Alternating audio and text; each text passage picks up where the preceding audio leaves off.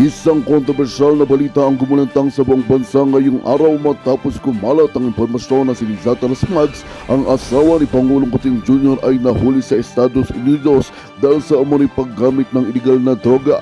Ayon sa mga ulat, nahulog sa isang operasyon ng mga otoridad ng Amerika si Liza na nasa ilalim ng impluwensya ng droga nang siya ay arestuhin. Ito ay nagdulot ng malaking pagkabigla sa buong Pilipinas, lalo na sa mga taga-suporta ng mga diktador na hindi inaasahan ang ganitong pangyayari.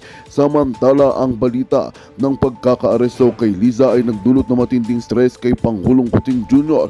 Ayon sa mga close source, nagkaroon ng heart attack ang Pangulo at agad siyang isinugod sa ospital upang magpagaling.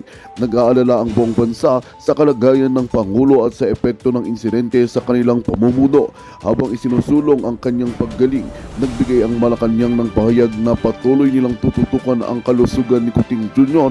at ang kasalukuyang sitwasyon ng pamilya Marcos. Sa kasalukuyan, patuloy na iniimbestigahan ang insidente at may mga nagsasabing posibleng magkaroon ng diplomatic discussion sa pagitan ng Pilipinas at Estados Unidos upang mas mapabilis ang pagdilinaw ng issue.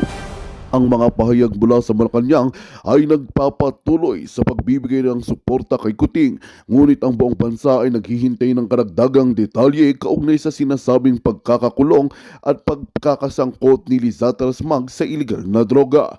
At yan nga ang balitang ating pagkakatutukan, ngunit bago ang lahat, siguraduhin mag-subscribe at i-hit ang notification bell para sa patuloy na pagtutok sa mga silap ng bagong balita sa tunay na boses ng masa.